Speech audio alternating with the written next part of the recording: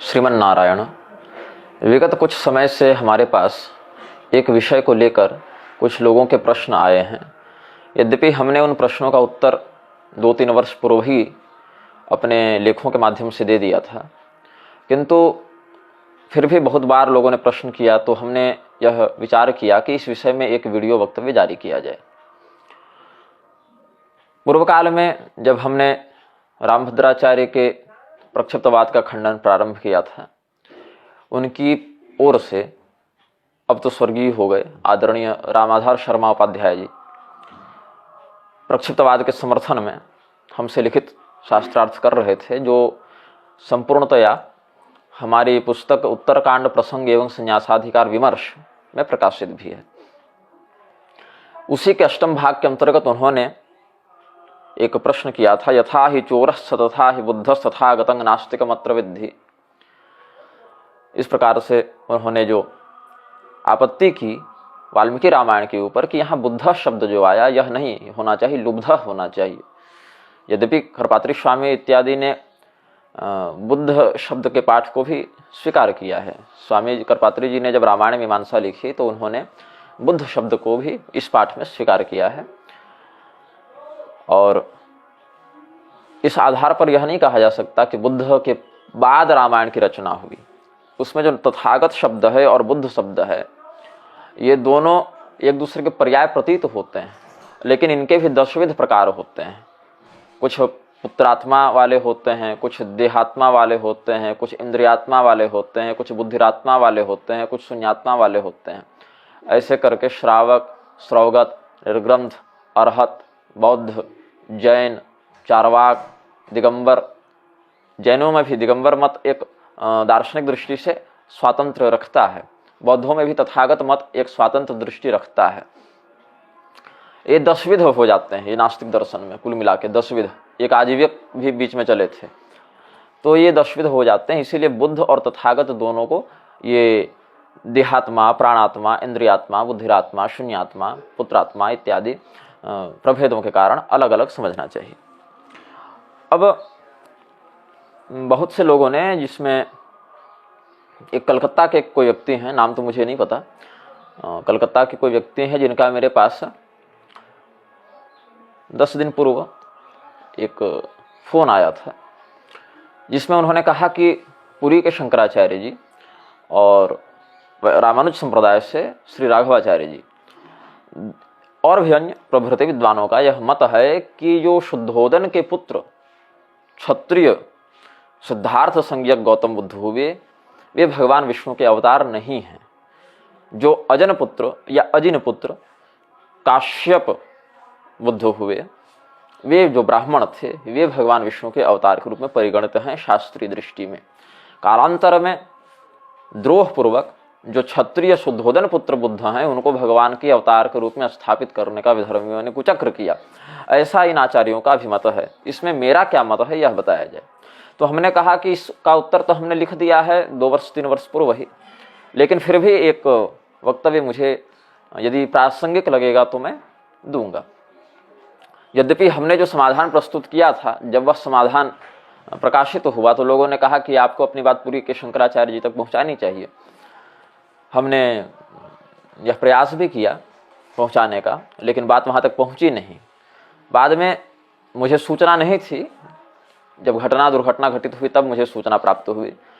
हमारे एक आत्मीय बंधु जिनका नाम क्षितिज सोमानी है, वैश्य वर्ण के हैं, वो पुरी शंकराचार्य जी की इंदौर धर्म सभा में मेरे उस लेख का एक प्रिंट कॉपी लेकर गए थे उनको निवेदित करने के लिए। लेकिन पुरी शंकराचार्य जी के परिकरों के द्वारा उनके साथ दुर्व्यवहार हुआ और मारपीट भी हुई, ऐसी सूचना हमें प्राप्त हुई थी। कुल मिला के जो शास्त्रीय समाधान हमने प्रस्तुत किया था, वह जहाँ तक मुझे पता है वहाँ तक पहुँचने दिया नहीं गया परिकरों के द्वारा। और जब प्रमाण प्रस्तुत किए गए तो जहाँ तक मुझे सूचना है, ऋषिकेश ब्रह्मचारी ने तो यहाँ तक कह दिया कि यदि ऐसे प्रमाण उपलब्ध हैं, शास्त्रों में दिखे जाते हैं, तो हम आचार्य से कह के इनको बदलवाएंगे, हटवाएंगे, ये निश्चय ही प्रक्षिप्त कर दिए गए होंगे।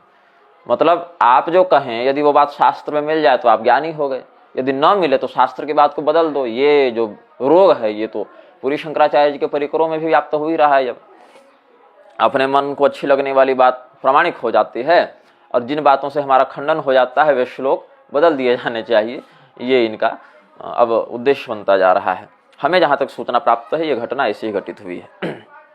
अब हम आते हैं, भगवान विष्णु के अवतार के रूप में बुद्ध की गणना होती है कि नहीं होती है? होती है तो कौन से बुद्ध की होती है? जिनका वर्णन ब्राह्मण अजनपुत्र बुद्ध के रूप में हुआ है उनका हम अवतार में परिगणन करेंगे, अथवा शुद्धोदन पुत्र जो प्रसिद्ध हैं क्षत्रिय कुल के गौतम बुद्ध, सिद्धार्थ बुद्ध, उनका हम अवतार में परिगणन करेंगे। यह विचारणीय बात हो जाती है। तो इस पर हमने जो लेख लिखा था उसी लेख का आनयन करते हुए हम अपना वक्तव्य यहाँ पर प्रस्तुत करेंगे। सर्वप्रथम तो हम बताएं कि बुद्ध कई हुए हैं। बुद्ध कई हुए हैं। बौद्धों के ही ग्रंथों की बात करें तो ललित विस्तर सूत्रकार कहते हैं 25 बुद्धों की बात ललित विस्तर में बौद्ध ही स्वीकार करते हैं, जिनका वर्णन हम आगे विस्तार से करेंगे। यह खलु बौद्ध शास्त्र समूहेषु संप्रोक्ताः पंचविंशति बुद्धा दृश्यन्ते तेषां शुद्धोदनौ रसात् माया देवी गर्भजातः शाक्य सिंह सर्वार्थ सिद्धार्क बंधु गौतमेति नाम चतुष्टयेन प्रसिद्धोन्तिमतमः लोक विश्रुतो बुद्धः कपिलवस्तु नगरे कलेश चतुश्शतषडशीत्यधिकद्विसहस्रमितेषु गतेष्वब्देषु शुक्रवासरे सुरद्विषां सम्मोहनाय साक्षात् विवेकमूर्तिः स्वेच्छा विग्रहेण प्रादुर्बभूव। बौद्ध ग्रंथों का ही मैं आपको प्रमाण देता हूँ ललित विस्तर सूत्र से। बौद्ध शास्त्र के समूहों में गौतम तक और भविष्य के मैत्रेय को देखें तो 25 बुद्ध दिखाई पड़ते हैं। उसमें शुद्धोदन की जो औरत संतान माया देवी के गर्भ से उत्पन्न हुई, जिनको शाक्य सिंह, सर्वार्थ सिद्ध या सिद्धार्थ, अर्कबंधु और गौतम, इन 4 नामों से प्रसिद्धि हुई, ये सबसे निकट के हैं। अंतिमतमः, अभी के अनुसार वे अंतिम हैं, अभी उनके बाद कोई दूसरा नहीं हुआ। इनकी कीर्ति संसार में प्रसिद्ध है। लोक विश्रुतो बुद्ध। कपिल वस्तु में कलयुग के 2486 वर्ष बीतने पर शुक्रवार को सुरद्विषांग सम्मोहनाय, देवताओं से द्रोह करने वाले असुरों को मोहित करने के लिए साक्षात विवेक की मूर्ति इच्छानुसार शरीर को धारण करके उत्पन्न हुए। ये गौतम बुद्ध शुद्धोदन पुत्र के विषय में ललित विस्तरकार कहते हैं। अब यहाँ क्या कहा? सुरद्विषांग सम्मोहनाय, सुरद्विष जो सुरद्विट जो असुर हैं उनको सम्मोहित करने के लिए। तो इससे गौतम बुद्ध के अवतार का जो उद्देश्य था वो काश्यप बुद्ध महात्मा बुद्ध के अवतार का उद्देश्य जो श्रीमद् भागवत में वर्णित है, ततः कलौ संप्रवृत्ते सम्मोहाय सुरद्विषाम बुद्धो नामना जनसुतः कीट कटेषु भविष्यति, तो कहा उसमें जो सुरद्विषांग सम्मोहनाय जो गौतम बुद्ध के अवतार का उद्देश्य बता रहे हैं ललित विस्तर में, वही महात्मा बुद्ध अजन पुत्र बुद्ध के अवतार का उद्देश्य है श्रीमद् भागवत में, सम्मोहाय सुरद्विषाम, जिसको इन्होंने सुरद्विषांग सम्मोहनाय लिखा है। तो अवतार का उद्देश्य समान है दोनों का। अब दोनों के अवतार का उद्देश्य समान है तो क्या दोनों भगवान विष्णु के ही अवतार के रूप में परिगणित होंगे? ऐसे तो काकभूषुंडी जी ने जो योग वासिष्ठ के निर्वाण प्रकरण में कहा है, हरेर बुद्ध दशाशतम, भगवान विष्णु के बुद्धावतार को हमने सैकड़ों बार देखा। इससे सिद्ध होता है कि बुद्धावतार एक ही बार नहीं हुआ, अपितु जो कालातीत दृष्टि रखते हैं उन ज्ञान चक्षुधारियों के लिए बुद्धावतार तो सैकड़ों बार हुआ है, जिसमें 25 तो बौद्ध ग्रंथ ही स्वीकार करते हैं। पंचविंशतिर्बुद्धा दृश्यन्ते यह खलु बौद्ध शास्त्र समूहेषु, तो 25 तक तो यही मानते हैं। अब हम यह बात करेंगे कि बुद्ध का जो वर्णन है क्या अवतारों में होता है तो कि नहीं होता है। पहले तो मैं बुद्ध पर आऊंगा, फिर कौन से बुद्ध इसकी बात करूंगा। अब बुद्ध की जहां तक बात करें तो बुद्धावतार का कारण जो है भविष्य पुराण के प्रतिसर्ग पर्व के खंड 4 के अध्याय 20 में मिश्र देशोद्भवा म्लिक्षा काश्यपेनैव शासिता, आगे फिर बढ़ते हैं तो कहते हैं शिखा सूत्रंग समाधाय पठित्वा वेदमुत्तमं यज्ञैश्च पूजयामासुर देवदेवं सजीपतिम। फिर आगे कहते हैं अहं लोकहितार्थाय जनिष्यामि कलौ युगे। आगे देखिए कीकटे देशमागत्य ते सुरा जिग्रे क्रमात् वेद निंदां पुरस्कृत्य बौद्ध शास्त्रमचीकरण। फिर आगे देखिए वेद निंदा प्रभावेण ते सुराः कुष्ठिनो भवन। और अंत में इस प्रकरण की पूर्णता के अंतर्गत क्या कहते हैं विष्णुदेवमुपागम्य तुष्टुर बौद्ध रूपिणम हरिर योग बलेनैव तेषां कुष्ठमनाशयत्। सार क्या है इन प्रसंगगत श्लोकों का? कलयुग में के आने पर मिस्र में, मिस्र देश है ना वृक्षों का प्रसिद्ध, मध्य आज की अगर दिशा व्यवस्था को देखें तो मध्य पूर्व कहते हैं, उसको मिडिल ईस्ट कहते हैं, मिस्र को लगभग। तो कलयुग के आने पर मिस्र देश में उत्पन्न कश्यप गोत्रीय मृक्षों ने शिकार रखकर तथा जनेऊ धारण करके स्वयं को ब्राह्मण घोषित कर दिया तथा स्वयं भी वेद पाठ करते हुए देवताओं का पूजन करने और कराने लगे। यजन याजन आदि विप्रोचित कर्मों में संलिप्त हो गए। इससे त्रस्त होकर देवताओं ने देवराज इंद्र के पास जाकर समाधान हेतु निवेदन किया। तो देवराज ने उनकी प्रार्थना पर उन असुर वृक्षों को मोहित करने के लिए बौद्ध मार्ग का विस्तार करके वेदों के निंदा पर ग्रंथों को लिखने के लिए 12वें आदित्य के साथ कीकट में अवतार लिया। ये भविष्य पुराण का हमने आपको प्रमाण दिया है। अब अवतार लिया इंद्र ने पहले भी, जो आप राजा पृथु के यज्ञ में अश्वापहरण का वृत्तांत देखेंगे, जहां उनके पुत्र का, पृथु के पुत्र का विजिताश्व नाम हुआ है, अत्रि मुनि के द्वारा जो यज्ञ कराया जा रहा था, वहां भी इंद्र के द्वारा जो नानाविध स्वरूपों का आश्रय लिया गया, वे ही स्वरूप बाद में पाखंड संप्रदाय आदि के प्रवर्तन में निमित्त बने। ये भागवत में ही ये वर्णन पृथु महाराज के उपाख्यान में देखा जा सकता है। तो ये जब देवराज इंद्र ने 12 आदित्यों के साथ 12 बुद्धों का अवतार ग्रहण किया तो क्या हुआ, वेद निंदा करने लगे असुरों को मोहित करने के लिए। वेद निंदा करने के कारण उन देवताओं के दिव्य शरीर का दिव्यत्व क्षीण होने लगा और कुष्ठ हो गया। तो भगवान नारायण के पास जाकर उन्होंने प्रार्थना की। तब भगवान नारायण ने योग बल से उनके रोग का नाश किया और फिर प्रधानता से स्वयं अपने ईश्वरत्व का हस्तक्षेप करते हुए बुद्ध के रूप में अवतार ग्रहण करके असुरों को विधिपूर्वक सम्मोहित किया। भागवत में भी जो कहा न, ततः कलौ संप्रवृत्ते सम्मोहाय सुरद्विषाम बुद्धो नाम्ना जिनसुतः कीकटेषु भविष्यति, या धर्मद्विषाम निगम वर्तमनि निष्ठिता नाम, जिसमें कहा वेशं विधाय, वेश बनाकर, बहुभाषित औपधर्म्यम, उपधर्मों का उपदेश करेंगे। अहिंसा का पालन करो, सत्य का पालन करो, परिस्त्रीगमन आदि से दूर रहो, चोरी इत्यादि से दूर रहो। ये सब इन अंशों में तो धर्म के लक्षण दिख जाते हैं, लेकिन वेद निंदा, यज्ञ निंदा, ब्रह्म निंदा इत्यादि के कारण ये उन अंशों में अधर्म भी दिखते हैं इन मतों में। तो कहा कि उपधर्म है, धर्म पूरा नहीं है, और कुछ मामले में सदाचार परक देखें कुछ कुछ बिंदुओं को, तो अधर्म भी पूर्णतया नहीं कह सकते, इसीलिए इनको उपधर्म कहा, औपधर्म्यम कहा, वेशं विधाय बहुभाषित औपधर्म्यम। अब हम सामान्यतया ऐसे तो बहुत ग्रंथों में है, देवी भागवत में, विष्णु पुराण में, नृसिंह पुराण में, स्कंद पुराण में, जहां जहां दशावतार, विष्णु धर्मोत्तर आदि में भी जहां जहां दशावतार प्रकरण उपलब्ध है, मेरु तंत्र आदि में, वहां वहां बुद्ध का परिगणन अवतार में तो हुआ है। कुछ एक उदाहरण प्रस्तुत करता हूं।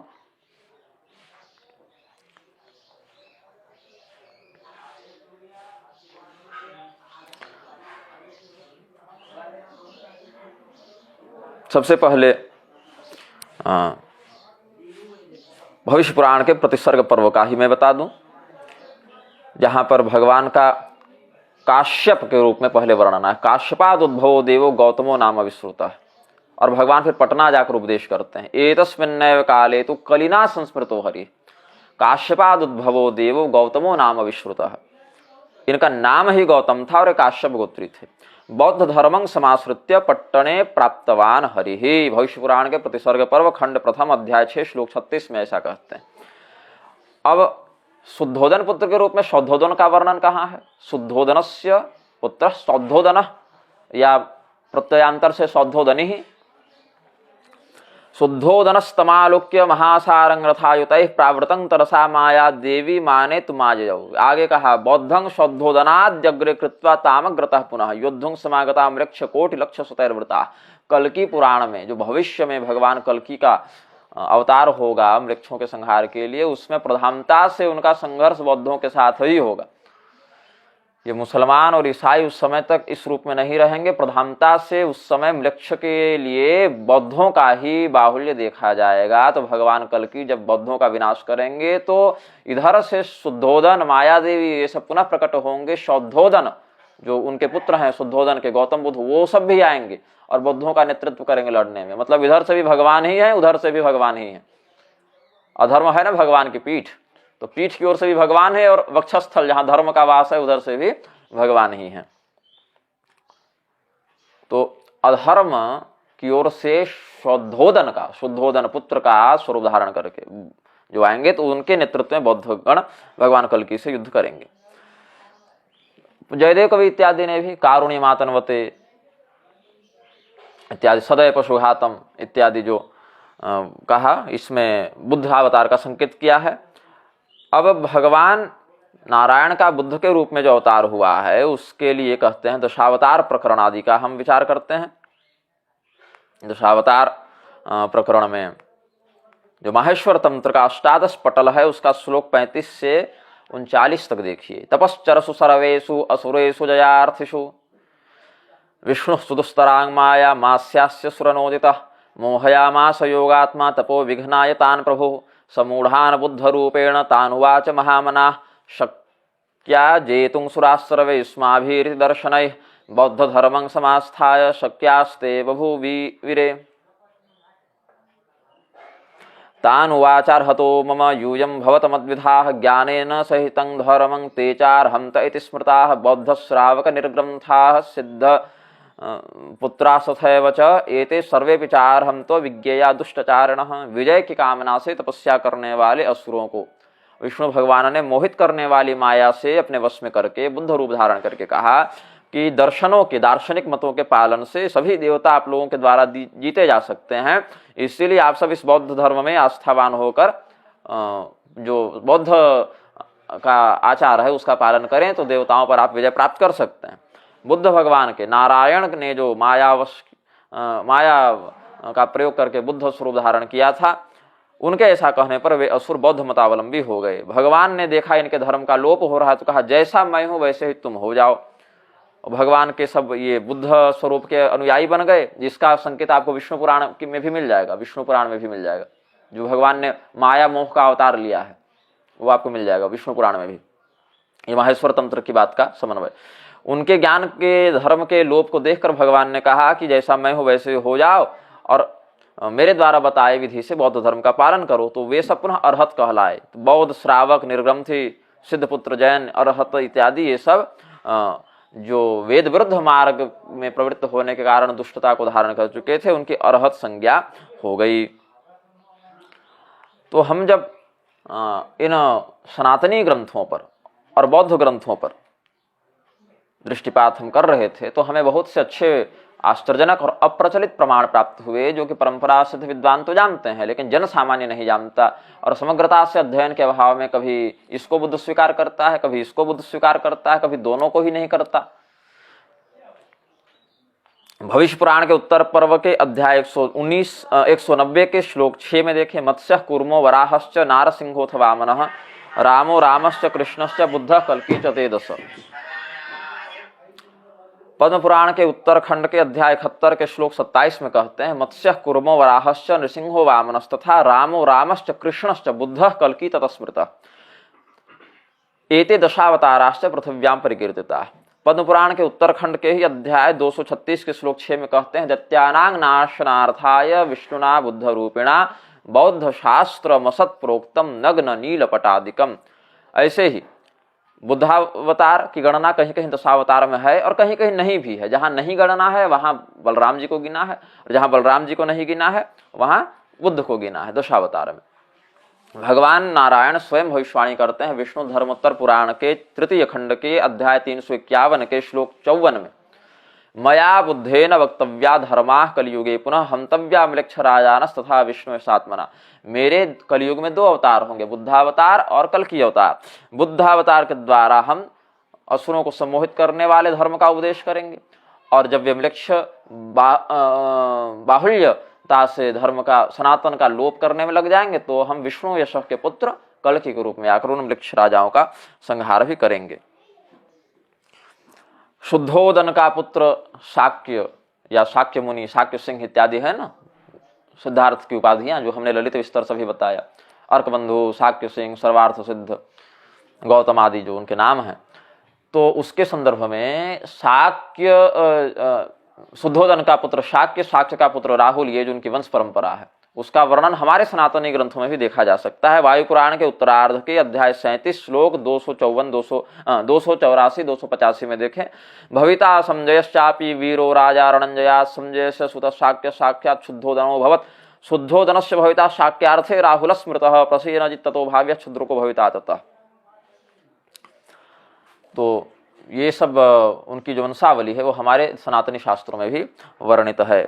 दशावतार का स्कंद पुराण के अवंती खंड रेवा खंड के अध्याय 151 श्लोक 4 में भी है और 21-22 में भी। मत्स्य कूर्मो वराहश्च नरसिंहोथ वामनः रामो रामश्च कृष्णश्च बुद्धः कल्किश्च तेजस। और उसमें नवा जो है वह बुद्धावतार है, जिनके माध्यम से वह परमेष्ठी नारायण समस्त संसार को मोहित करेंगे, यह कहते हैं। तथा बुद्धत्व परं नवमं प्राप्स्यते च्युतः। भगवान अच्युत नवम दशावतार में नवम बुद्ध के रूप में आएंगे।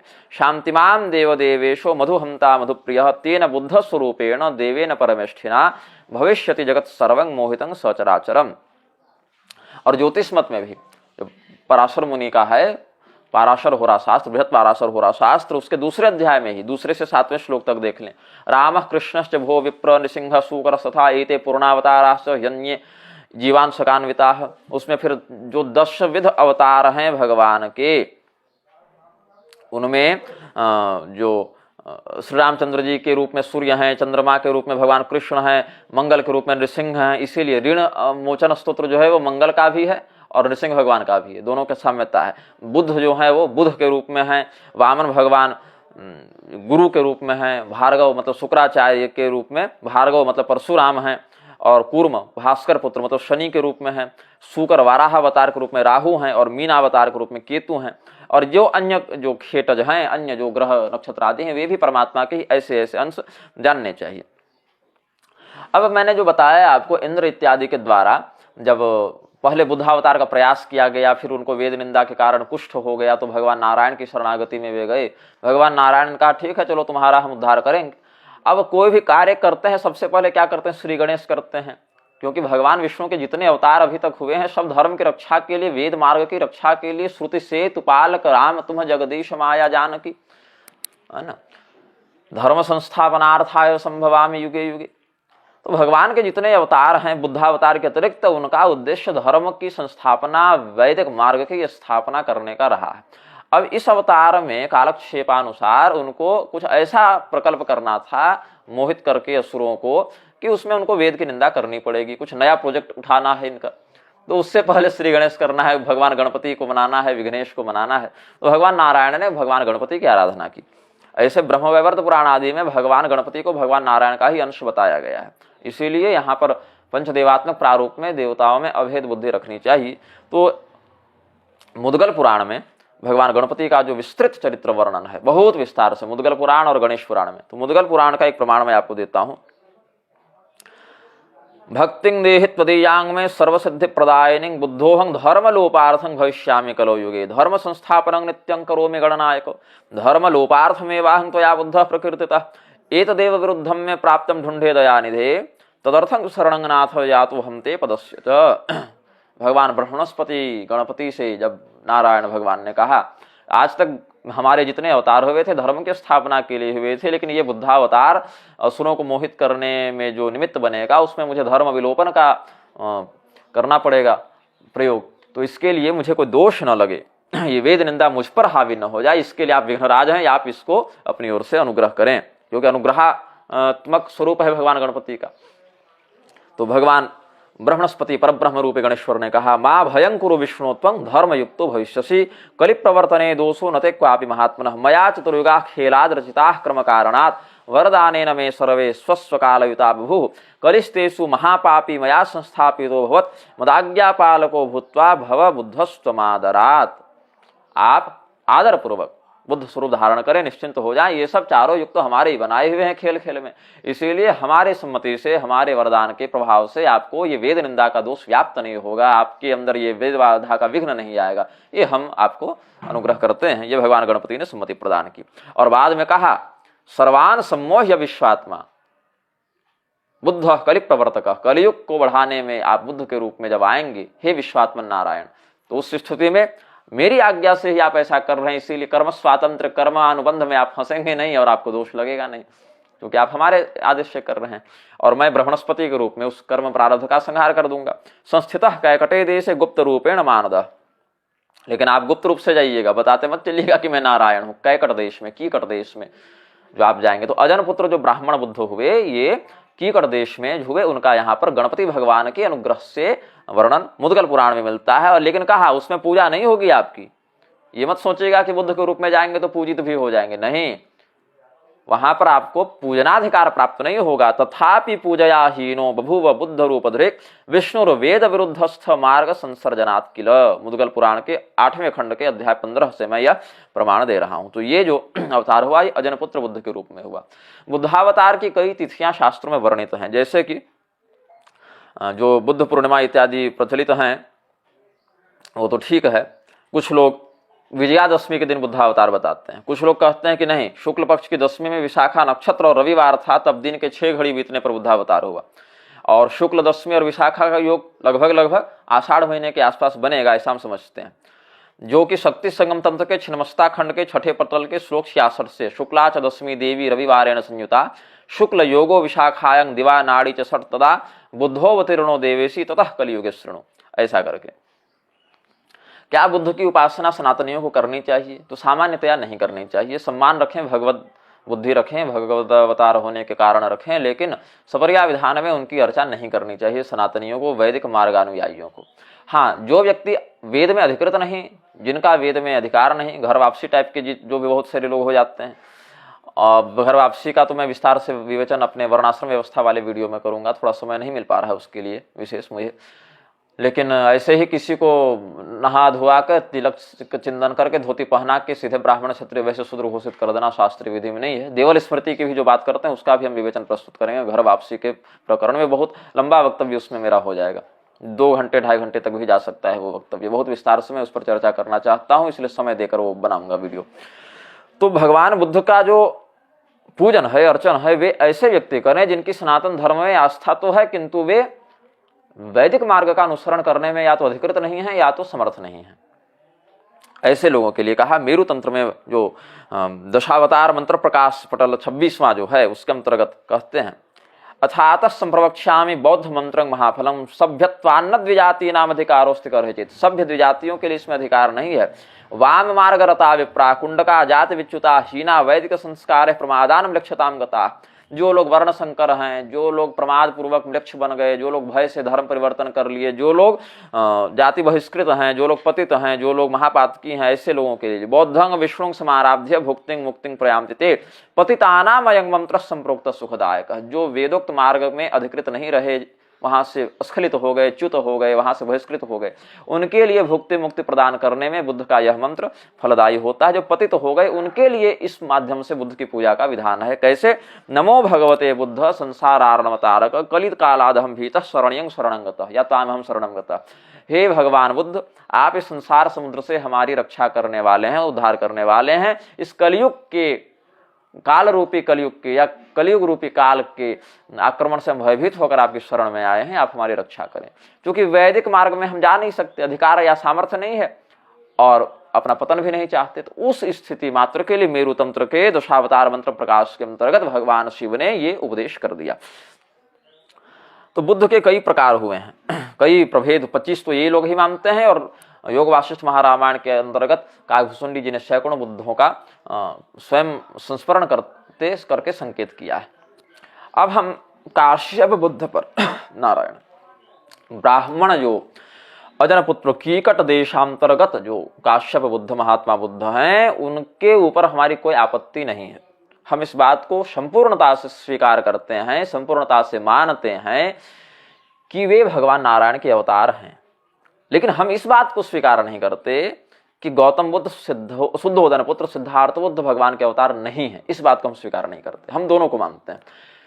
आप यह कैसे सोच सकते हैं कि भगवान के अवतार जो काश्यप बुद्ध है, महात्मा बुद्ध हैं, उनके विषय में लोग उतना नहीं जान रहे, लेकिन जो गौतम बुद्ध जिनको आप भगवान का अवतार नहीं मान रहे, शुद्धोदन पुत्र को, उनके विषय में पूरा संसार जान रहा है। मतलब भगवान का अवतार इतना गौण हो गया, भगवान का अवतार इतना गुप्त हो गया कि बस बाप का नाम और जगह का नाम पता है कि हाँ अजन के पुत्र हुए, कीकट में हुए, क्या किए उनके और आगे क्या पीछे क्या घटना घटित हुई कुछ पता नहीं। तो एक श्लोक के आधार पर केवल यह कह देना, यही केवल भगवान के अवतार हैं। और गौतम बुद्ध को निषेध कर देना, ये है नहीं सुधोधन के पुत्र क्षत्रिय, बुद्ध भगवान के अवतार नहीं है, ये कह देना, जबकि उनका पूरा का पूरा वर्णन ऐतिहासिक शास्त्रीय प्रमाणों से सिद्ध है, उस स्थिति में यह हास्यास्पद बात हो जाती है कि केवल बाप का नाम और अपना नाम जीत का पता है, वो अवतार हो गए, बाकी कुछ अता पता नहीं कि उस अवतार में क्या हुआ क्यों हुआ। लेकिन जिनका सब पता है, जिनका शास्त्रीय प्रमाण में देने जा रहा हूं, उनको आप मानते नहीं, तो ये तो हास्यास्पद बात कहलाएगी ना। इसका विवेचन आचार्यों को स्वस्थ चित्त से करना चाहिए। तो रावण के समय भी एक बुद्ध थे जिनको कहते हैं कोणागमन बुद्ध, जिनका वर्णन होता है सद्धर्म लंकावतार सूत्र में मिलता है। यद्यपि सनातनी तत्वों के विवेचन में बौद्ध शास्त्रों को प्रमाण में नहीं गिना है, लेकिन बौद्धों के विवेचन में तो बौद्ध शास्त्र प्रमाण होंगे ना। बौद्धों का वर्णन जब करेंगे, बौद्धों की जब व्याख्या करेंगे, बौद्ध मत का, बौद्ध इतिहास का जब वर्णन करेंगे, तो उनके लिए तो बौद्ध शास्त्र प्रमाण है ही। सनातनी ब्रह्मतत्वादि के विवेचन में बौद्ध शास्त्रों का प्रमाण कहा है, वहां प्रमाण हम उनका स्वीकार नहीं करते। लेकिन जहां पर बौद्ध मतों की बात है, बौद्धों के विषय में बोल रहा है व्यक्ति, वहां पर तो मानेंगे। अब भगवान कोणागमन बुद्ध के विषय में हम चर्चा करते हैं। रावण जो था विश्रवा का पुत्र था, विश्रवा का नाम ही इसीलिए विश्रवा पड़ा क्योंकि माता के गर्भ में ही उन्होंने विशिष्ट प्रकार से श्रवण करके वेद ज्ञान को प्राप्त कर लिया था।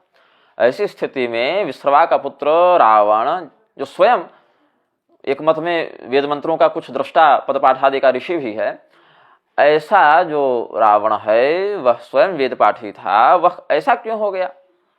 इतने ही बहुविधि त्रासई देश निकासई जो कह वेद पुराना, क्यों हो गया भाई? वेद पुराण की मर्यादा को नष्ट भ्रष्ट करने वाला वह कैसे हो गया? उसको बहकाया गया। भगवान ने असुरों को सम्मोहित करने के लिए नानाविध कालखंड में बुद्धावतार ग्रहण किया है, और बुद्धावतार जब ग्रहण किया नानाविध कालखंड में, तो भगवान ने रावण को भी बहकाया है। रावण को भी उन्होंने उपदेश किया है, मायामय, माया मोह का उपदेश किया है। कैसे किया है, इसके संदर्भ में आगे हम आपको सद्धर्म लंकावतार सूत्र का वर्णन करते हुए कहेंगे। सबसे पहले तो यह देख लें कि बुद्धावतार कहाँ होता है, कहाँ नहीं होता। ललित विस्तर सूत्र में ही जो कुल शुद्धि परिशुद्धि परिवर्त है, उसमें कहते हैं नवोधि सत्वा हीन कुलेषु उपपद्यन्ते चंडाल कुलेषु वा वेणुकार कुले वा रथकार कुले वा पुष्कस कुले वा अथ तरहि कुलद्वय एव उपपद्यन्ते ब्राह्मण कुले क्षत्रिय कुले च तत्र यदा ब्राह्मण गुरुको लोको भवति तदा ब्राह्मण कुले उपपद्यन्ते यदा क्षत्रिय गुरुको लोको भवति तदा क्षत्रिय कुले उपपद्यन्ते। नीच कुल में जैसे कि रथकार के कुल में, जैसे कि चांडाल के कुल में, जैसे कि वेणुकार के कुल में, या पुष्कस जो वृक्षादि है उनके कुल में बोधिसत्व उत्पन्न नहीं होते। ब्राह्मण के ही यहाँ या क्षत्रिय के ही यहाँ ये उत्पन्न होंगे, अन्य के यहाँ नहीं। जिस समय क्षत्रियों का विशेष बल प्राधान्य देखने को मिलता है तो क्षत्रिय के यहाँ आ जाते हैं, और जब ब्राह्मण का देखने को मिलता है अधिक बल प्रताप इत्यादि प्रभुत्व, तो उनके यहाँ आ जाते हैं, ब्राह्मण के यहाँ आ जाते हैं। लेकिन इनके अतिरिक्त अन्य ब्राह्मण क्षत्रियातिरिक्त कुलों में बोधिसत्व बुद्धादि का प्रादुर्भाव नहीं होता। ये स्वयं बौद्धों के ग्रंथ कह रहे हैं, हम नहीं कहते। तो जो लोग आजकल ब्राह्मण क्षत्रियों को विदेशी बताते हैं, ऐसे वामपंथी और नवबौद्ध, यह स्वयं नहीं सोच पाते कि इनके ही ग्रंथ कहते हैं कि बुद्ध का अवतार ब्राह्मण और क्षत्रिय के यहाँ ही होगा, और जन्मना तो क्षत्रिय कुल में ही आए अथवा मतांतर से ब्राह्मण कुल में ही आए, काश्यप और गौतम के रूप में जब बुद्ध आए, दोनों में किसी को भी मानो, ब्राह्मण या क्षत्रिय के ही रूप में मानना पड़ेगा। सद्धर्म लंकावतार सूत्र में जो प्रमाण उपलब्ध है,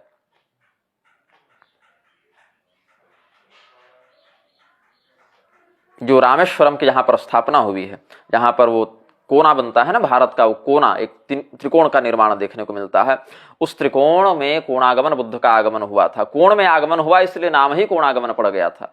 तो सुख सारण इत्यादि जो रावण के गुप्तचर थे, उन गुप्तचरों ने जाकर वर्णन किया रावण से कि कोई अत्यंत तेजस्वी व्यक्ति वहां पर आया है, और वो तेजस्वी व्यक्ति का दर्शन करने की इच्छा से जब ये लोग गए हैं, रावण इत्यादि और सुख सारण इत्यादि, तो वहां पर अन्य यक्ष राक्षसों को भी लेकर वो गया रावण, और वहां पर कोणागमन बुद्ध का उन्होंने शरणागत भाव से निवेदन करके, प्रणिपात वर्णन करके, और यह कहा कि आप हमें धर्म का उपदेश करें, तो वेद विरुद्ध मार्ग का कोणागमन बुद्ध ने उपदेश किया है।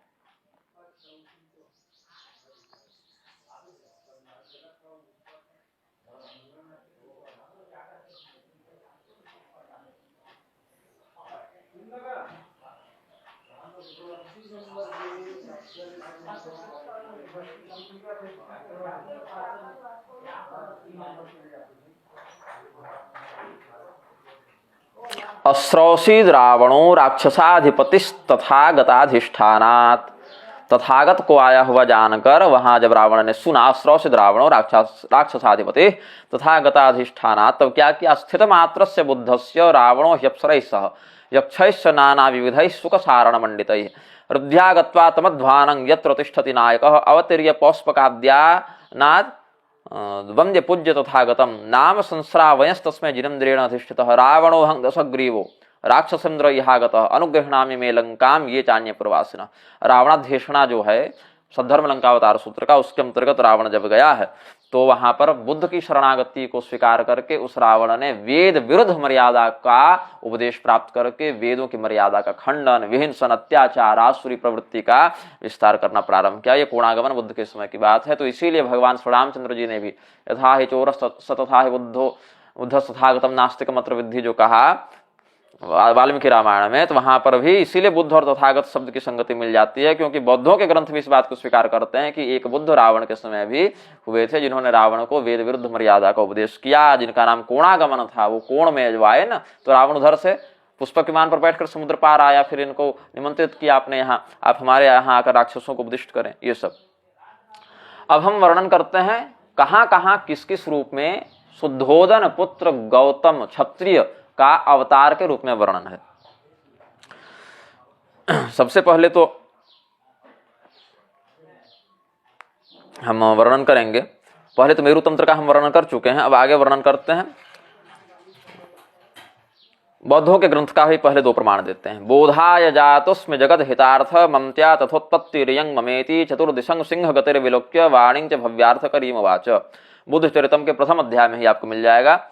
मैं इस संसार को बोध देने के लिए उत्पन्न हुआ हूं, ये मेरा अंतिम जन्म है, ऐसा कह के चारों दिशाओं में सिंह के समान दृष्टिपात की उस बालक ने, जो तत्काल सर्वार्थ सिद्ध शुद्धोदन पुत्र जो जन्म लिया है, वह कहता है बोधाय जातुस्म जगत हितार्थ मन्त्या तथोत्पत्ति रियंग ममेति चतुर्दिशंग सिंह गतिर विलोक्य वाणिं च भव्यार्थ करीम वाच। अब इसमें बात है कि यदि ये भगवान नारायण के अवतार हैं तो ऐसा क्यों कहा ये मेरा अंतिम जन्म है, जीवों के समान क्यों कहा, भगवान के समान कहते कि मेरा अवतार हुआ है। जैसे भगवान ने कहा संभवामि आत्माया अजोपि सन्नव्य आत्मा इत्यादि, तो क्यों कहा। जैसे नारद मुनि भी भगवान के 24 अवतारों में परिगणित हैं, लेकिन उससे पहले दासी पुत्र रहे, उससे पहले गंधर्व पुत्र रहे, ऐसा जो उनका अन्य जीवों जन्मों का वर्णन मिलता है भागवत में ही। या अर्जुन नर के अवतार होकर, नर नारायण के अवतार कृष्ण अर्जुन हैं, लेकिन अर्जुन अपने पूर्व जन्म का वर्णन विजय के रूप में पराशर संहिता में जब करते हैं, जिस प्रकार से अर्जुन का विजय के रूप में पूर्व जन्म पराशर संहिता में वर्णित है, देवर्षि नारद का दासी पुत्र और गंधर्व पुत्र आदि के रूप में पूर्व जन्म वर्णित है श्रीमद् भागवत आदि में, वैसे ही बुद्ध का भी, जो गौतम शुद्धोदन पुत्र बुद्ध हैं, उनका भी पूर्व जन्म बौद्ध शास्त्रों में भी वर्णित है। और इसीलिए कहा कि ये मेरा अंतिम जन्म है। जैसे देवर्षि नारद पूर्व जन्म में दासी पुत्र होकर भी भगवान से अभिन्न होकर अगले जन्म में, उनके अगले कल्प में उनके अवतार के रूप में आ गए और अवतार में परिगणित हो गए। जैसे नदी जब समुद्र में जाकर मिल जाए और अब समुद्र के जल को बाहर लेंगे तो वह नदी और समुद्र का जल अभिन्न हो जाएगा, वह समुद्र का ही जल कहलाएगा, फिर वह नदी का जल नहीं कहलाएगा, ऐसा ही समझना चाहिए। महर्षि असित का बहुत विस्तार से वर्णन किया है सनातन धर्मों ने, धर्मशास्त्रों ने, सनातन धर्म के शास्त्रों ने। महर्षि असित स्मृतिकार भी हैं, ब्रह्मवेत्ता हैं। असितो देवलो व्यास स्वयं च ब्रविष्य में अर्जुन ने भी गीता में कहा, असित मुनि स्मृतिकार हैं, बहुत ही श्रेष्ठ ब्रह्मवेत्ता हैं।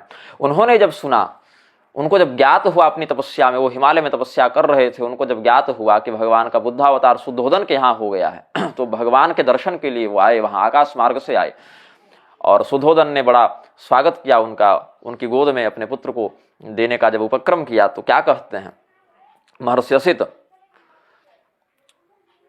पुत्रस्ते वर रूप पारमिगतो जातो महातेजवान द्वात्रिंशद वर लक्षण कवचितो नारायणस्थामवान तं द्रष्टुं हि ममेप्सितं नरपते सर्वार्थ सिद्धं शिशुम इत्यर्थं समुपागतोस्मि निपते नास्त्यन्य कार्यं मम।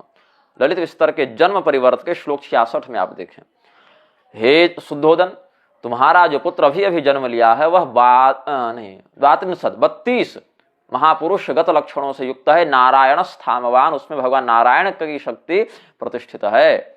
हम उसी पुत्र का दर्शन करने के लिए आए हैं, यहाँ आने का मेरा अन्य कोई अभीष्ट नहीं है। तो महर्षि ब्रह्मवेत्ता असित यह कहते हैं नारायण स्थामवान, शुद्धोदन को आकर बताते हैं तुम्हारे पुत्र में नारायण का अंश विद्यमान है। तो जो पूर्णावतार होते हैं, परिपूर्णावतार होते हैं, उनमें तो कोई बात नहीं पूर्वजन्मांतर की, लेकिन जो आवेशावतार हैं, अंशावतार हैं, कलावतार हैं, उनमें पूर्वजन्मार्जित बातें ऐसी होती हैं कि उनके कई बार जन्म होते हैं, फिर बाद में जाकर वह भगवदंश से अभिन्न होकर भगवान के अवतार के रूप में मान्य हो जाते हैं। जैसे शकुंतला और दुष्यंत के पुत्र भरत भी भगवान के अंश कहे गए हैं, एक मत में अंशांशावतार इत्यादि से। वैसे ही पूर्व काल में सामान्य जन्मों के बाद भी जैसे नदी समुद्र में मिलकर अभिन्न हो गई, फिर समुद्र का जल आप निकाले तो वह समुद्र का ही जल कहलाया, नदी का नहीं। वैसे ही नदी स्वातंत्र पहचान उसकी, लक्षण उसकी लुप्त हो गई। ऐसे ही कोई जीव ही जब शुद्ध होकर भगवान से अभिन्न हो जाता है और बाद में उसी अंश का आश्रय लेकर भगवान अवतार ले लेते हैं, तो जैसे नारद मुनि दासी पुत्र गंधर्व पुत्र होकर भी इस कल्प में भगवान के अवतार के रूप में परिगणित हुए, वैसे ही शुद्धोदन पुत्र बुद्ध के रूप में भी जानना चाहिए।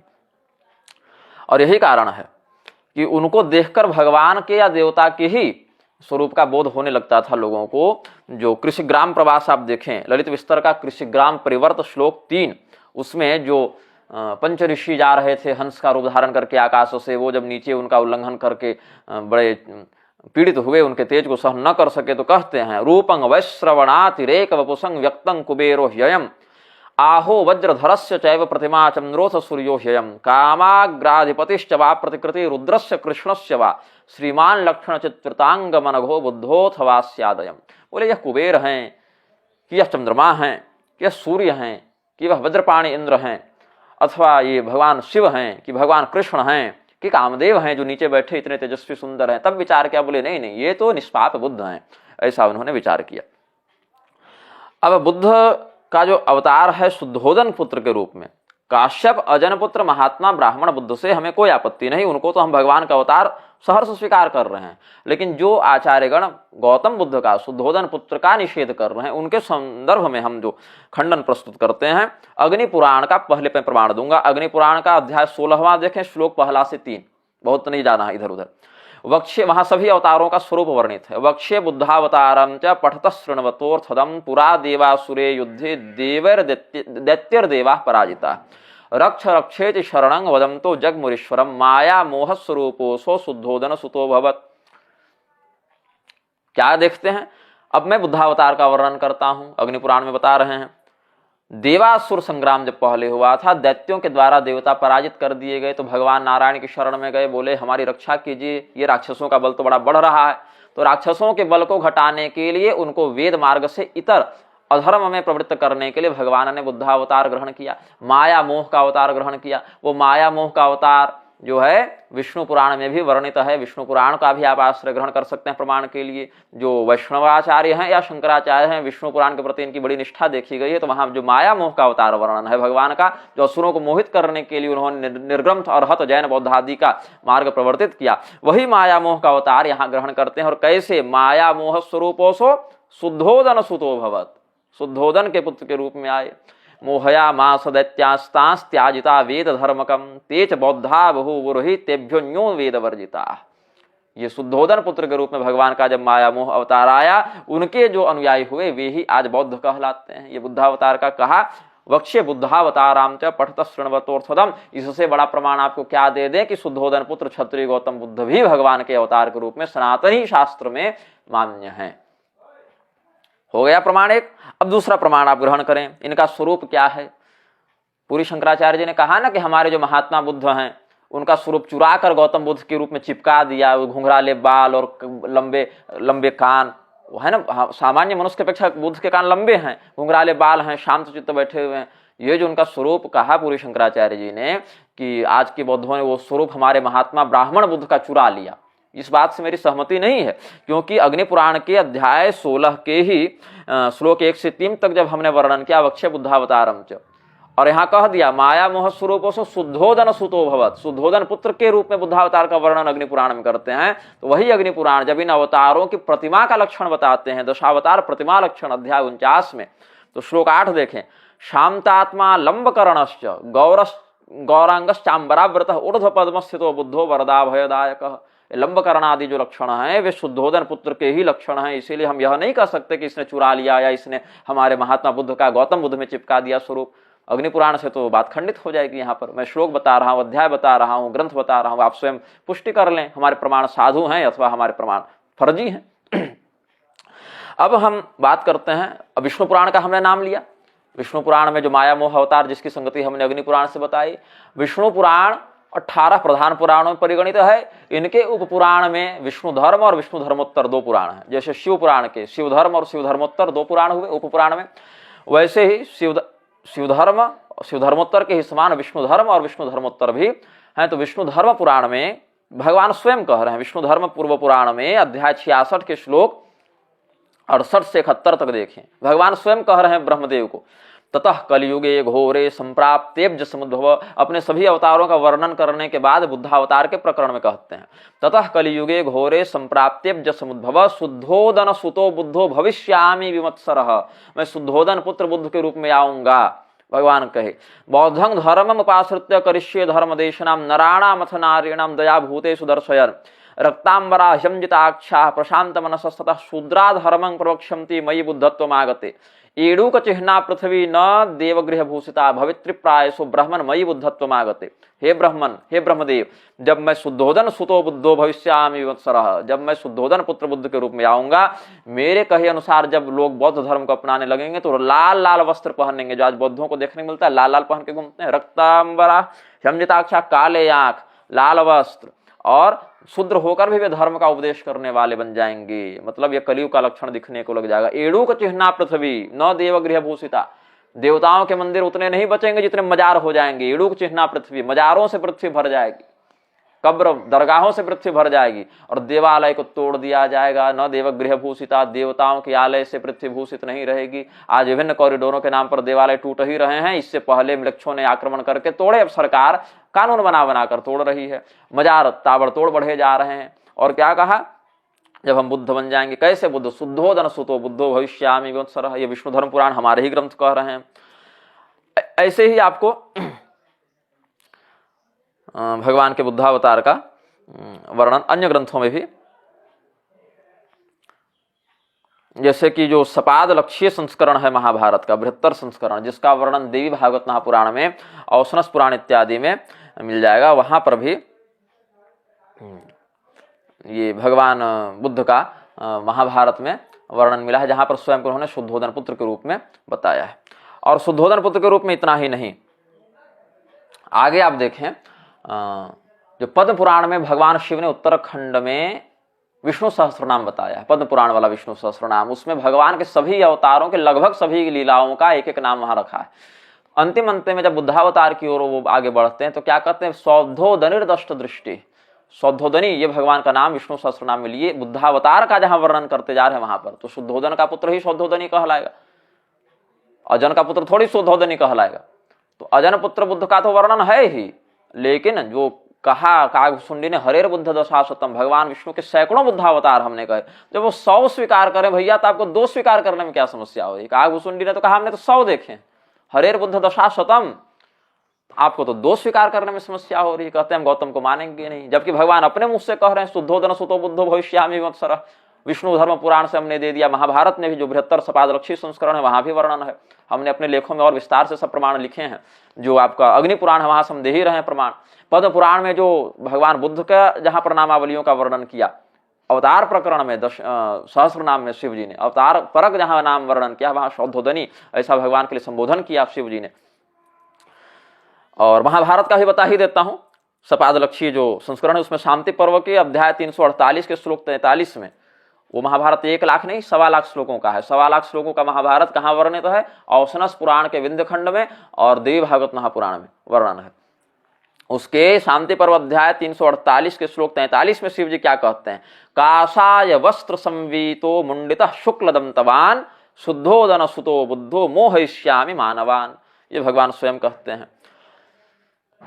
और जो मैंने आपको पद्म पुराण का बताया, पद्म पुराण के उत्तरखंड अध्याय 71 में जो शिवप्रोक्त सहस्त्र नाम है, जिसमें सभी अवतारों के नाम वर्णित हैं, उसमें क्या बुद्धावतार के संदर्भ में, बुद्धो ध्यान जिताशेषो देव देवो जगत प्रिय निरायुधो जगज्जैत्र श्रीधरो दुष्ट मोहन दैत्य वेद बहिष्कर्ता। दैत्यों को वेद मार्ग से बहिष्कार करने के लिए, वेदार्थ श्रुति गोपकः, और वेद के अर्थ को श्रुति की रक्षा करने के लिए, ताकि गलत हाथ में न पड़ जाए। वेदार्थ श्रुति गोपकः और दैत्य वेद बहिष्कर्ता, वो कौन है? शौद्धोदनिर दष्ट दृष्टि सुखद सदसस्पते ही। ऐसे शौद्धोदनी बुद्ध के रूप में भगवान का संस्मरण महादेव जी ने किया है पद्म पुराण के उत्तरखंड के अंतर्गत। ऐसे नहीं कह देना चाहिए केवल एक श्लोक के आधार पर, ततः कलौ संप्रवृत्ते सम्मोहाय सदृशाम बुद्धो नामना जनसुतः कीकटेषु भविष्यति। ये बात तो हम स्वीकार कर ही रहे हैं। आपके एक श्लोक को प्रमाण मानकर हम अजन पुत्र का प्रमाण स्वीकार करते हैं, हमारे दिए 10-20 श्लोकों का आप क्यों नहीं मानते भाई? और ऋषिकेश ब्रह्मचारी ने तो यहां तक कह दिया, यदि ये श्लोक अग्नि पुराण में प्राप्त होते हैं तो हम उनको हटवाएंगे आचार्यों से कह के, मतलब हमारी बात सही रह जाए। हम शास्त्र के प्रमाण को स्वीकार करके अपनी बात नहीं बदल सकते, शास्त्रों को भले बदलना पड़ जाए, तब ना भाई हम हिंदू राष्ट्र बनाएंगे।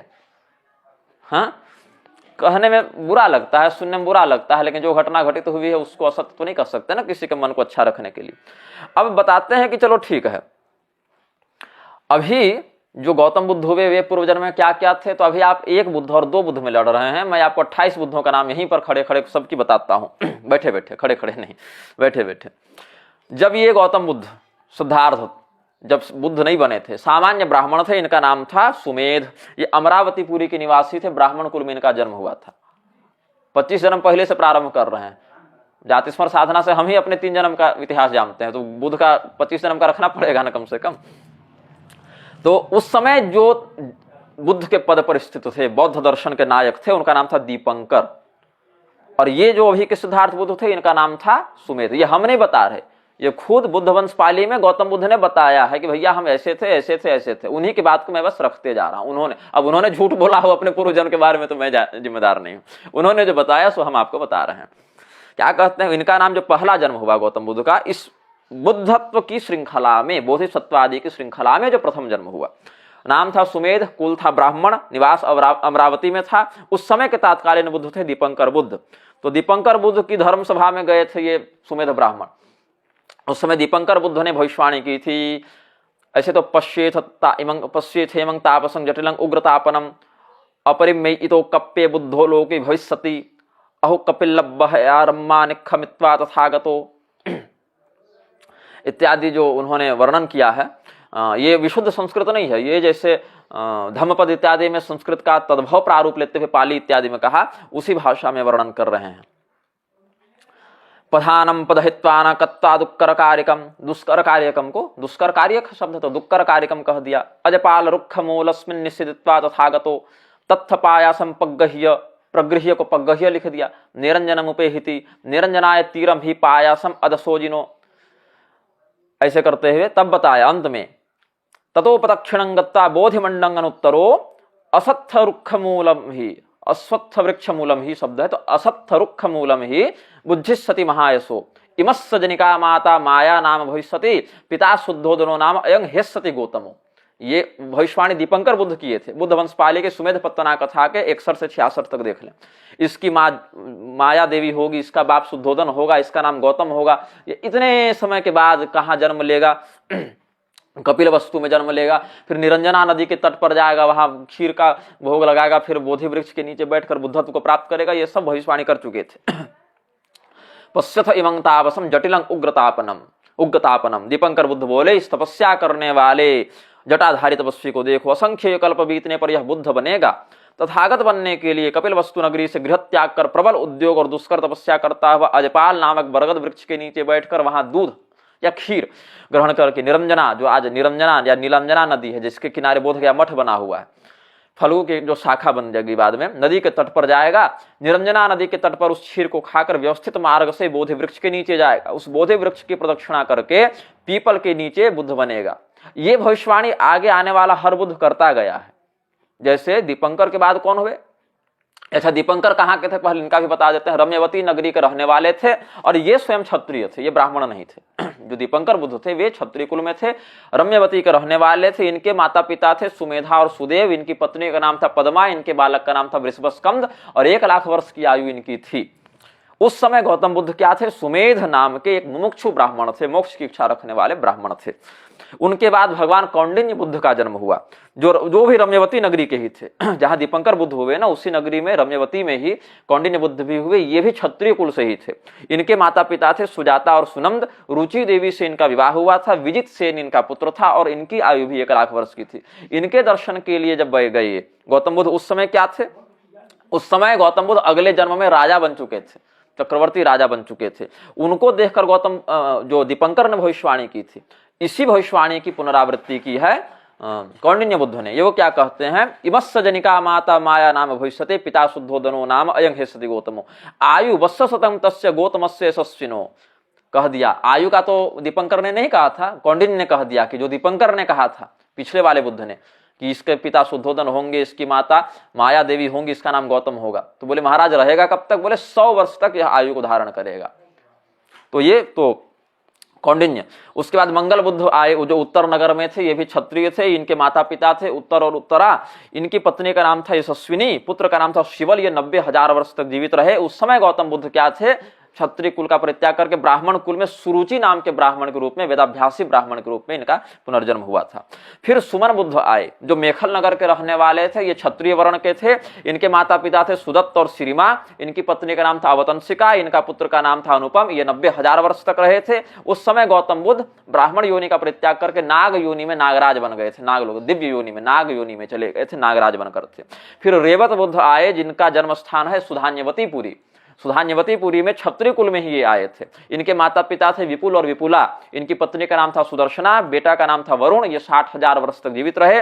उस समय गौतम बुद्ध अतिदेव नामक एक दरिद्र ब्राह्मण बन गए थे उस जन्म में। फिर आए शोभित बुद्ध, जो सुधर्म नगर के रहने वाले थे। ये भी क्षत्रिय थे। सुधर्मा और सुधर्म इनके माता पिता थे। मणिला नाम की इनकी पत्नी थी। सिंह नाम का इनका पुत्र था। ये 90,000 वर्ष तक जीवित रहे। उस समय सुजात नाम के ब्राह्मण के रूप में गौतम बुद्ध थे। उस समय वर्तमान गौतम बुद्ध सुजात नाम के ब्राह्मण थे। फिर अनोमदर्शी बुद्ध आए, वो चंद्रवती नगरी के रहने वाले थे। ये भी क्षत्रिय कुल के थे। इनकी माता का नाम था यशोधरा। इनकी माता का नाम था यशोधरा, पिता का नाम था यशस्वी। इनकी पत्नी का नाम था श्रीमा। इनका पुत्र था उपवान। इनकी आयु 1 लाख वर्ष की थी। उस समय वर्तमान गौतम बुद्ध यक्ष बन गए थे, देव योनि में यक्षराज बन गए थे। फिर पद्म बुद्ध आए। पद्म बुद्ध कहाँ आए, चंपक नगर में आए। ये भी क्षत्रिय थे। इनके माता पिता का नाम असमा और असम था। इनकी पत्नी का नाम उत्तरा था। इनका पुत्र रम्य था। ये 1 लाख वर्ष तक जीवित रहे। उस समय गौतम बुद्ध पशु योनि में सिंह बन गए थे। फिर नारद बुद्ध आए।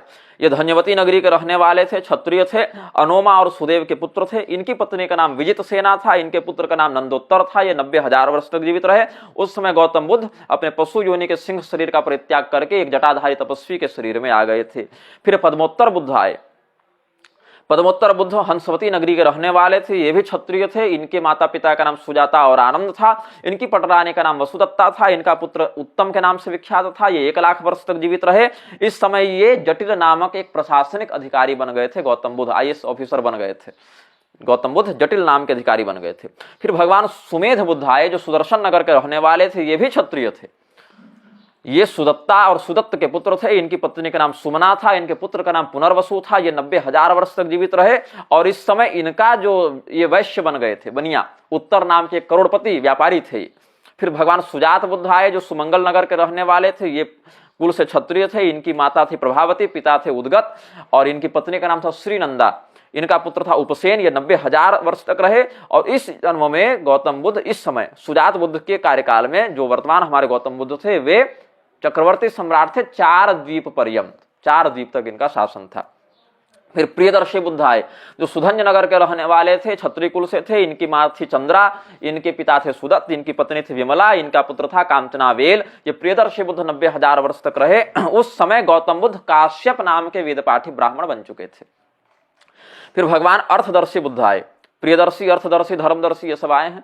अर्थदर्शी बुद्ध जब आए, वे भी क्षत्रिय कुल में थे। शोभन नगर के रहने वाले थे। सुदर्शना और सागर के पुत्र थे। विशाखा नामक इनकी पत्नी थी। इनके पुत्र का नाम था शैल। इनकी अवस्था 1 लाख वर्ष की रही उस समय। वेद पाठी जो काश्यप ब्राह्मण के रूप में गौतम बुद्ध थे, वे पुनर्जन्म लेकर सुसीम नाम के एक उग्र तपस्वी बन चुके थे। फिर भगवान धर्मदर्शी बुद्ध आए, उनका जन्म हुआ शरण नगर में। उस समय ये क्षत्रिय कुल में थे। सुनंदा और शरण इनके माता पिता थे। विचिकुली देवी से इनका विवाह हुआ था, जिनसे पुण्यवर्धन नामक पुत्र की प्राप्ति हुई थी। 1 लाख वर्ष तक ये जीवित रहे थे। और उस समय जो गौतम बुद्ध थे, वे देवराज इंद्र के पद पर बैठ चुके थे। फिर आए भगवान सिद्धार्थ बुद्ध, जो पहले वाले, सिद्धार्थ प्रथम, ये वाले नहीं, प्राचीन वाले सिद्धार्थ बुद्ध आए, जो व्यवहार नगर के रहने वाले थे, जन्म से क्षत्रिय थे, सुस्पर्शा और उदयन के पुत्र थे। सोमनस्या देवी से इनका विवाह हुआ था, जिनसे इनको अनुपम नाम के पुत्र की प्राप्ति हुई थी। ये इस पृथ्वी पर 1 लाख वर्ष तक रहे। उस समय तक गौतम बुद्ध देवराज इंद्र का कार्यकाल पूरा कर चुके थे और मंगल नामक एक तपस्वी ब्राह्मण के रूप में जन्म ले चुके थे। फिर भगवान तिष्य बुद्ध आए, जो क्षेमक नगर के रहने वाले थे, जन्म से क्षत्रिय थे। इनके माता पिता पद्मा और जनसंध थे। सुभद्रा देवी से इनका विवाह हुआ था। आनंद नामक पुत्र की प्राप्ति हुई थी। ये भी 1 लाख वर्ष तक जीवित रहे। उस समय तक गौतम बुद्ध सुजात नामक क्षत्रिय राजा बन चुके थे। फिर भगवान पुष्य आए, जो काशिका नगरी के रहने वाले थे, कुल से क्षत्रिय थे। सिरिमा और जयसेन इनके माता पिता थे। कृषा गौतमी से इनका विवाह हुआ था। इनके पुत्र का भी नाम अनुपम ही हुआ। इस बार भी 90,000 वर्ष तक ये इस पृथ्वी पर रहे। और उस समय गौतम बुद्ध पहले जो सुजात नामक राजा थे, पुनः विजिताविक नामक राजा के रूप में पुनर्जन्म ले चुके थे। फिर भगवान विपस्सी बुद्ध के रूप में जब आए, विपस्सी बुद्ध जब आए, वो बंधुमती नगरी के रहने वाले थे। क्षत्रिय कुल में जन्म हुआ था। बंधुमती और बंधुमान के पुत्र थे। सुदर्शना देवी से इनका विवाह हुआ था। स्मव्रत स्कंद नामक इनके पुत्र हुए। इनकी अवस्था 80,000 वर्ष तक टिकी। देव योनि में अतुल नामक नागराज के रूप में तब तक गौतम बुद्ध आ चुके थे। फिर भगवान शिखी बुद्ध आए, जो अरुणवती नगरी के रहने वाले थे। ये भी जन्म से क्षत्रिय थे। प्रभावती और अरुण नामक राजा रानी के ये पुत्र थे। सर्वकामा देवी से इनका विवाह हुआ था और अतुल नामक पुत्र की इन्हें प्राप्ति हुई थी। 70,000 वर्ष तक ये रहे। उस समय गौतम बुद्ध अरिंदम नाम के राजा बन चुके थे। भगवान विश्वंभु बुद्ध के कार्यकाल में अनोम नगर में विश्वंभु बुद्ध आए। वे भी क्षत्रिय थे। यशस्विनी और सुप्रतीत राजा रानी के ये पुत्र थे। सुचित्रा देवी से इनका विवाह हुआ था। शुर्भ बुद्ध नामक पुत्र की प्राप्ति हुई थी। ये 60,000 वर्ष तक इस पृथ्वी पर जीवित रहे। और उस समय गौतम बुद्ध सुदर्शन नाम के राजा बन चुके थे। फिर भगवान ककुसंध बुद्ध आए, जो क्षेमवती नगरी के रहने वाले थे। ब्राह्मण थे शरीर से। विशाखा और अग्निदत्त के पुत्र थे। रोचनी देवी से इनका विवाह हुआ था। उत्तर नामक राजकुमार के पुत्र रूप में ये प्राप्त किए थे। 40,000 वर्ष तक ये इस पृथ्वी पर रहे। क्षेम नामक एक अत्यंत श्रेष्ठ राजा के रूप में उस समय गौतम बुद्ध पुनर्जन्म ले चुके थे। फिर आए भगवान कोणागमन बुद्ध, जो कोणागमन बुद्ध का वर्णन संदर्भ लंकावतार सूत्र में किया गया। जो कोण में आकर बैठ गए, पृथ्वी भारत का जो अंतिम क्षेत्र है, कोना जो बनता है, उस कोना में आकर वो बैठे थे। तो रावण को सुख सारण ने समाचार दिया। रावण पुष्पक विमान पर बैठकर इनके दर्शन के लिए आया था और अपने राज्य में लंका में ले जाकर इनसे अवैदिक मतों का उपदेश प्राप्त किया और वेद मर्यादा का विखंडन प्रारंभ किया था। ये कोणागमन बुद्ध जन्म से ब्राह्मण थे। उत्तरा देवी के पुत्र थे, यज्ञदत्त के पुत्र थे। इनके माता पिता का नाम था उत्तरा और यज्ञदत्त। इनका विवाह रुचिगात्रा देवी से हुआ था, जिससे इनको स्वस्तिज नामक पुत्र की प्राप्ति हुई थी। 30,000 वर्ष तक ये शासन किए थे। और उस समय गौतम बुद्ध पर्वत नाम के एक दिग्विजयी राजा के रूप में जन्म ले चुके थे। फिर आए भगवान काश्यप बुद्ध, जिनको पुरी शंकराचार्य जी, राघवाचार्य जी महाराज इत्यादि भगवान का वास्तविक अवतार बताते हैं, जो कि वो है भी। कीकट देश में इनका जन्म हुआ। उस समय महाराज कीकी का शासन वाराणसी में था। ये जन्म से ब्राह्मण थे। इनके माता थी धनवती, पिता का नाम अजन अथवा ब्रह्मदत्त था। इनकी पत्नी का नाम सुनंदा था। इनके पुत्र का नाम विजित सेन था। और इनकी अवस्था 20,000 वर्ष तक रही है। काश्यप बुद्ध का जो जन्म हुआ है उस कलयुग में, जिस कलयुग में हुआ था, 20,000 वर्ष तक वो रहे हैं। ऐसा गौतम बुद्ध ने अपने पुत्र राहुल इत्यादि को बताया है। और उस समय वर्तमान गौतम बुद्ध की स्थिति क्या थी? ज्योतिपाल नामक वेदज्ञ ब्रह्मचारी थी। फिर आए भगवान गौतम बुद्ध, जो कपिल वस्तु में जन्म लिए, क्षत्रिय कुल के थे। माया देवी और सुधोधन के पुत्र थे। भद्रकांचना यशोधरा से इनका विवाह हुआ था। राहुल नामक पुत्र की प्राप्ति हुई थी। 100 वर्ष तक ये जीवित रहे थे। उस समय गौतम बुद्ध की क्या स्थिति थी? मुख्य बुद्धत्व की स्थिति में महापरिनिर्वाण। ये बौद्ध ग्रंथों का हमने वर्णन कर दिया। तो दीपंकर बुद्ध के समय जो सुमेध ब्राह्मण थे, वे सनातनी मत से कहें तो श्वेतवाराह कल्प में, और अगर बौद्ध गणना से कहें तो भद्रक नामक कल्प में गौतम बुद्ध बने। और दीपंकर बुद्ध भी, नारायण, दीपंकर बुद्ध भी कोई पहले बुद्ध नहीं हुए, अपितु दीपंकर बुद्ध से पहले भी 4 बुद्ध का वर्णन, 3 का और मिलता है, तड़ंकर बुद्ध, मेघंकर बुद्ध, शरणंकर बुद्ध, ये सब का। और तुरंत नहीं होते गए। अनेक कल्पों के बाद समयानुसार भगवान की ये सब अवतार, कभी बुद्ध, कभी ब्राह्मण के रूप में, कभी क्षत्रिय के रूप में। इस कल्प में अनेक मनवंतर जो बीते, 4 बार भगवान का बुद्धावतार इस कल्प में मान्य हुआ है, जिसको बौद्ध कहते हैं भद्रक कल्प और हम कहते हैं श्वेतवाराह कल्प। इस कल्प में 4 बार बुद्धावतार हुआ है, जो बौद्ध भी स्वीकार करते हैं। वो क्या क्या है? कुसुंध बुद्ध, कोणागमन बुद्ध, काश्यप बुद्ध और गौतम बुद्ध।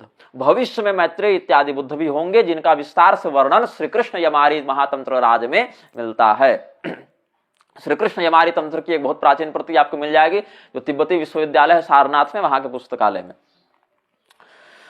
अब इससे हमने सिद्ध किया कि बुद्ध केवल एक नहीं हुए हैं, अपितु इतने इतने बुद्धों का तो हम ही वर्णन कर चुके। तो हमसे भी श्रेष्ठ जो अन्य वरिष्ठ विद्वान जन होंगे, वो तो और भी विशेष व्याख्यान कर सकते हैं, जिन्होंने सनातनी और बौद्ध साहित्य का विशेष अध्ययन किया हो। हमने जो जाना था, जो हमने अपने अध्ययन से प्राप्त किया, वो हमने प्रस्तुत कर दिया बिना किसी द्वेष बुद्धि का प्रयोग किए हुए। हमने काश्यप अजनपुत्र ब्राह्मण बुद्ध का खंडन किए बिना शुद्धोदन पुत्र क्षत्रिय गौतम बुद्ध के भगवान विष्णु के अवतार होने का प्रमाण विष्णु धर्म पुराण से, अग्नि पुराण से, पद्म पुराण से, नारद पांचरात्र में भी जो विष्णु सहस्रनाम है उसमें भी शौद्धोदन दृष्ट दृष्टि आया है, सपाद लक्ष्य महाभारत से, और बौद्धों के ही ललित विस्तर और बुद्ध चरितम आदि ग्रंथों से हमने यह प्रमाण दे दिया है। अब हम यह देखते हैं कि आजकल के जो बौद्ध हैं वो कैसे भगवान बुद्ध के सिद्धांत की दुर्गति कर रहे हैं। आज के नव बौद्ध इत्यादि क्या कहते हैं? मैं ब्रह्मा विष्णु महेश इत्यादि देवताओं को नहीं मानूंगा। ये सब जो 22 प्रतिज्ञा लेते रहते हैं ना, वो कहते हैं। जबकि हेवज्र तंत्र जो है बौद्धों का बड़ा उत्कृष्ट ग्रंथ है, दलाई लामा इत्यादि बड़ा प्रेम करते हैं इन ग्रंथों से। मैं जिन जिन ग्रंथों का नाम ले रहा हूं वो सारे ग्रंथ दलाई लामा के द्वारा समर्थित हैं, प्रचारित हैं, व्यवहार में प्रयुक्त हैं। ये नहीं कि कोई अपने मन से मैं लिख कर बोल रहा हूं। अब दलाई लामा को भी बौद्ध नहीं मानोगे तो इसका कोई इलाज नहीं है। दलाई लामा जिन ग्रंथों को मानते हैं, पढ़ते हैं, पढ़ाते हैं, आचरण में लाते हैं, उनके आधार पर बताता हूं। हेवज्र तंत्र के हेवज्र सर्वतंत्र मुद्रण पिंडार्थ प्रकरण के श्लोक 91 में कहते हैं, इम्द जम जल जख भूत वह निवाविरख तंद सूज्य माद बप्प तल पाताल अट्ठ सप्प स्वाहा। इंद्र यम और जल हमारी रक्षा करें, भूत अग्नि वायु भी रक्षा करें, चंद्र सूर्य पृथ्वी और ब्रह्मा और नीचे पाताल में अष्ट सर्पादि हमारी रक्षा करें। जो अष्ट कुलनागों की हम अर्चना करते हैं ना, अष्ट सर्प हमारी रक्षा करें, ये हेवज्र तंत्र में कहते हैं।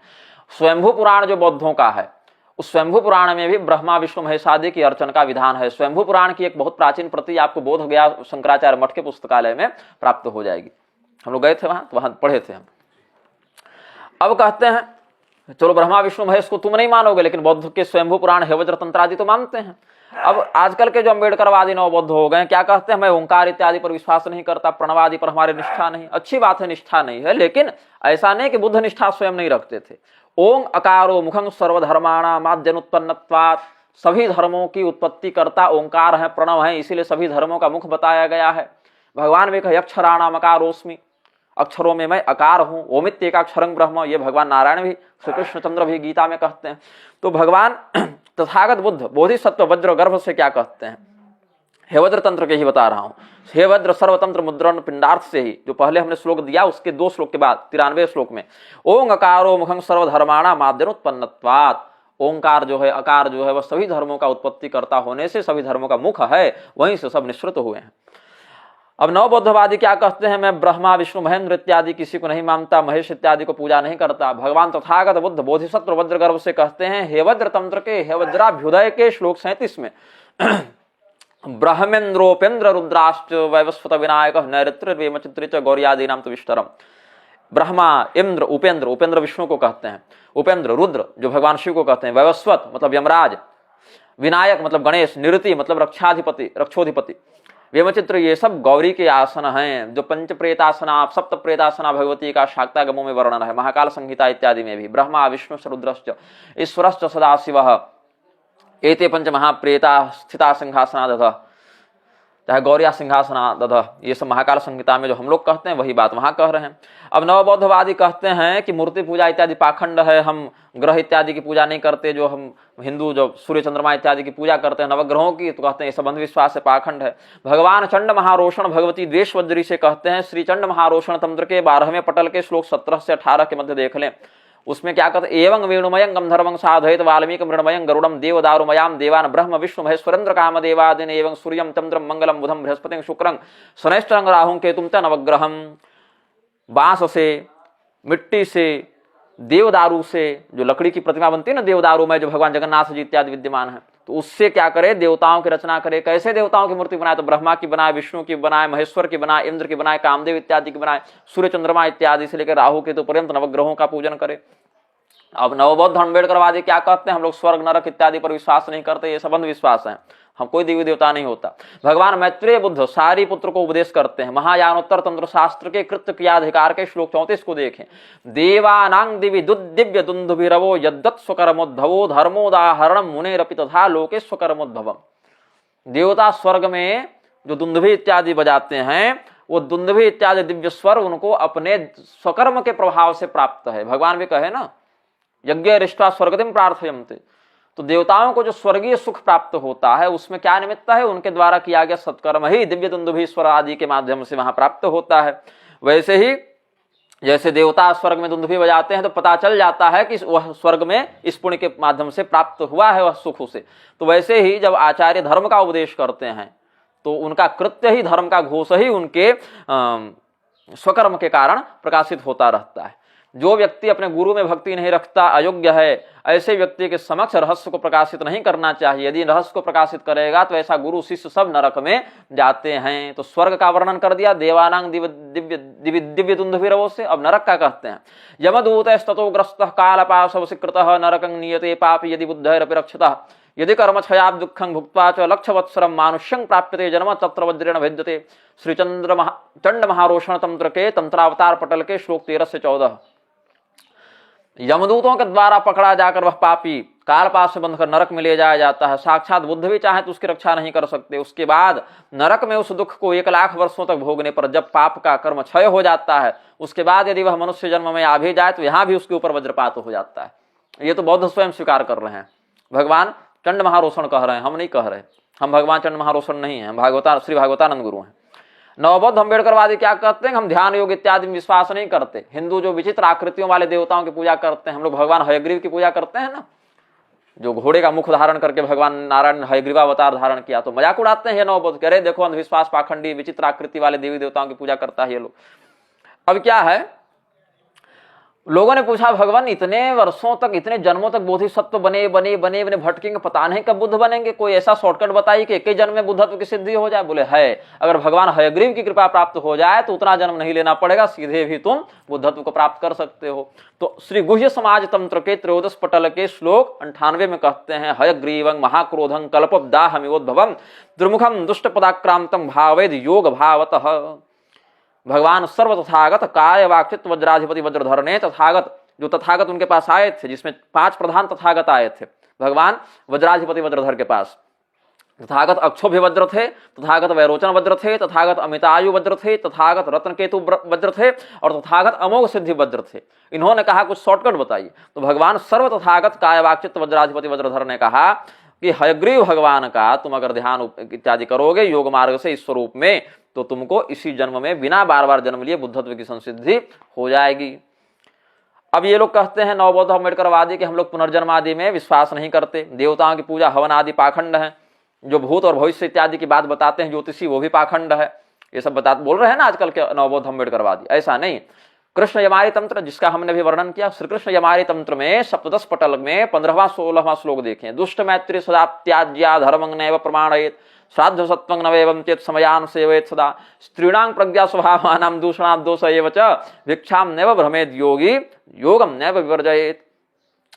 जो हमारे मत का अनुयायी है, भगवान मैत्रेय बुद्ध को उपदेश करते हुए कृष्ण यमारी कहते हैं कि योगी को चाहिए कि दुष्टों से मित्रता करना छोड़ दे, अधर्म को प्रमाण न माने, उसका आचरण न करे, श्रद्धायुक्त कर्म से वंचित न रहे, समयानुसार इंद्रियों का संयमन करे, स्त्री विद्वान आदि की निंदा न करे, भिक्षा मांगने के लिए केवल पेट पालने के लिए भ्रमण न करे, योगाभ्यास भी करता रहे। और जो भविष्य इत्यादि की बात है, जो आजकल हम लोग कहते हैं ना, जो बागेश्वर धाम पर्चा सिद्धि लेकर चल रहे हैं, कुछ लोग नख दर्पण करते हैं, कुछ लोग चिमनी दर्पण करते हैं, कुछ लोग ऐनक में कज्जल दर्पण इत्यादि के माध्यम से बताते हैं। बोले प्रतिसेनावतार तंत्र में 8 तत्वों का वर्णन है जहां से भविष्य इत्यादि की घटनाओं को, भूत इत्यादि घटनाओं को देखा जा सकता है। क्या क्या है? आईना, दर्पण, खड्ग तलवार में चमकती है, उसमें अंगूठे में, दीपक में, चंद्रमा में, सूर्य में, जल कुंड में, नेत्र में, जल में, कुंड में और नेत्र में, इन 8 स्थानों पर किया जा सकता है भविष्य आदि का दर्शन। क्या कहते हैं, प्रतिसेनाम यथा दर्शे कुमारी पश्येद वस्तुजाम अतीतानागतं धर्मं तत्व योग्यम वरे तथा।